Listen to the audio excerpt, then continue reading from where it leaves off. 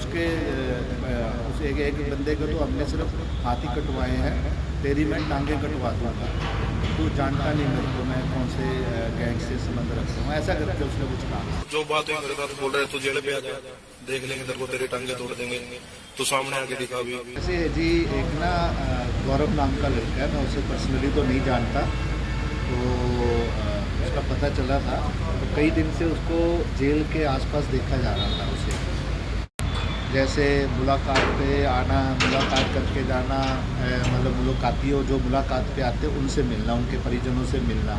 यहाँ बाहर एक चाय का खोखा है, वहाँ पे वो बैठा रहता है, सारा दिन बैठा रहता है, सुबह से लेकर शाम तक। और जो मुलाकात पे लोग आते हैं, जिनकी मुलाकात नहीं हो पाती या जिनका सामान नहीं जाता अंदर, तो उनसे पता चला था कि वो कुछ साठगांठ करता, उनसे पैसे लेता है ऑफिसर्स के नाम के, मुलाजमों के नाम के, कि मैं तुम्हारी मुलाकात करवा दूँगा, तुम्हारा सामान अंदर भिजवा दूँगा।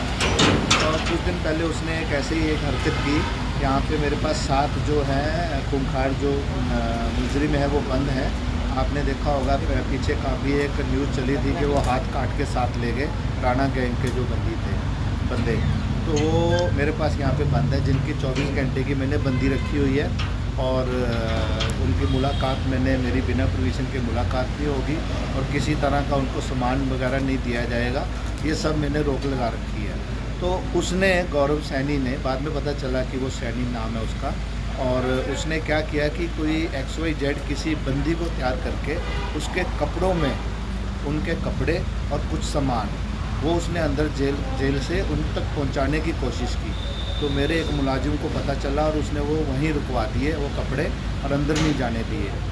और जब उसको पता चला गौरव को कि फ़लाँ मुलाजिम ने, जिसका नाम किशोरी लाल है, कि उसने ये कपड़े जाने नहीं दिए, उसने रुकवा दिए, तो उसने पेट्रोल पंप पे, जो इधर पेट्रोल पंप है हमारा सरकारी जेल का, वहाँ जाके उसने उसको धमकाया, उसके साथ गाली गलौज की, उसको बद्दी गालियाँ दी और उसे ये यहाँ तक धमकी दी कि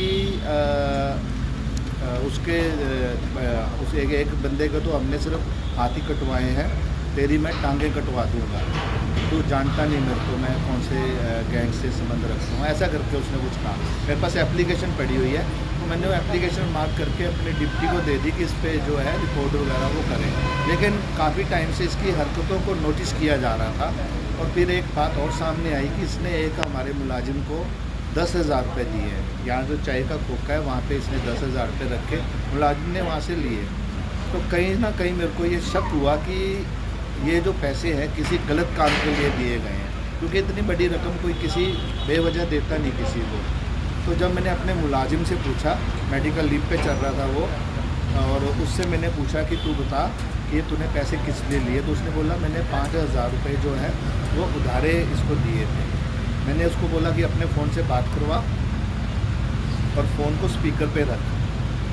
तो स्पीकर पे फ़ोन रख के जब उसने बात करवाई तो मैंने इससे पूछा कि भाई कौन बोल रहा है। मैंने पर्सनल काम के लिए लिए थे और वो दिए। तो मैं कहा पर्सनल काम तुम्हारा क्या है, इससे क्या पर्सनल काम होगा? तो बोला कि तुम्हें क्या लगेगा और तुम्हारा मेरी पर्सनल काम से क्या मतलब है। इस तरह से वो बहसबाजी करने लग गया और उसने फिर गाली गलौज की, मतलब गलत ढंग से बोला कि उसमें दम है तो तू मेरे को रोक के दिखा, मैं आऊँगा, तेरे से जो बनता है तो कर ले, और अभी मैं सेक्टर 3 बैठा हूँ, यदि तेरे में इतना दम है तो ऐसा करके तो कर ले।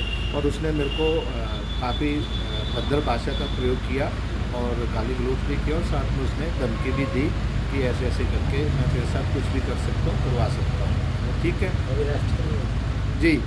मैंने उसकी कंप्लेंट दी थी, SP साहब से बात की, मैंने अपने DG साहब से बात की और फिर मैंने उसकी कंप्लेंट दी थी और आई थिंक उसके खिलाफ़ पता चला है कि FIR दर्ज हो गई है, बट अभी उसे अरेस्ट नहीं किया गया।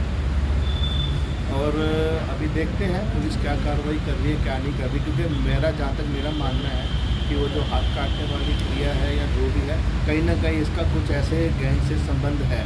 क्योंकि आप देखिए जो एक अधिकारी को यहाँ तक बात सुना सकता है, कह सकता है। और इसके खिलाफ़ मैंने सुंदर गौरिया जी को, जो हमारे यहाँ के कप्तान हैं जिला क्षेत्र के, उनसे आग्रह किया कि इसके खिलाफ़ जो है विभागीय ये कानूनी कार्रवाई अमल में लाई जाए।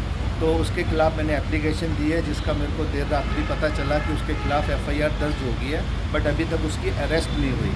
तो मैं यही आग्रह करूँगा जो हमारे अधीक्षक महोदय हैं सुरेंद्र बोरिया जी कि उसकी अरेस्ट की जाए, और साथ में मैंने ये कहा है कि उसके जो फ़ोन है फ़ोन जब्त किया जाए उसका, ताकि पता चल सके कि उस फ़ोन से उसने किस किस के साथ उसके लिंक हैं और किन किन के साथ उसका उठबैठ है और किन किन के साथ, बेशक वो मेरे मुलाजिम हो, मेरे ऑफिसर हो, कोई दिक्कत नहीं है। कोई भी उसमें यदि मेरा कोई मुलाजिम या मेरा कोई अधिकारी उसमें लिप्त पाया जाता है तो उसके खिलाफ भी कड़ी कानूनी व विभागीय कार्रवाई अमल में लाई जाए। जी शिकायत प्राप्त हुई है जी, गौरव सैनी है कोई है, उसके खिलाफ शिकायत प्राप्त हुई है, जिस पे हमने अभियोग अंकित कर दिया है, जिसकी तफ्तीश जारी है जी।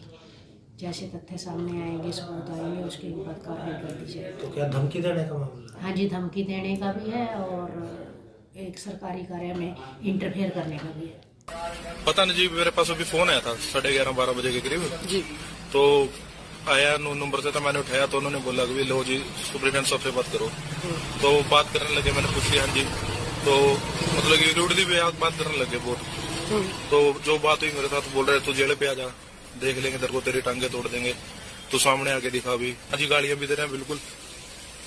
मैंने तो देखा भी नहीं जो उनको आज तक कौन है कौन नहीं। जी एक है मेरे नोन है, मुलाजिम थे, तो उनसे मेरा थोड़ा बातचीत होती रहती है, आना जाना भी, अगर भी आना जाना है तो उसके बारे में पूछ रहे थे। मैंने जो बता दिया बस उसके बाद सीधा ही अपने मतलब की गाड़ी को लो। जो मेरा उनके गेल मुलाजिम जी के साथ है, जो है मेरे मतलब की नोन है, दोस्त है 4-5 साल से जी, वैसे ही रहता है लेन देन, मतलब की कोई इस तरह का कोई वो नहीं है। मेरे पास उसका भी प्रूफ है कि मैंने क्रेडिट लिया था उनसे कि मैं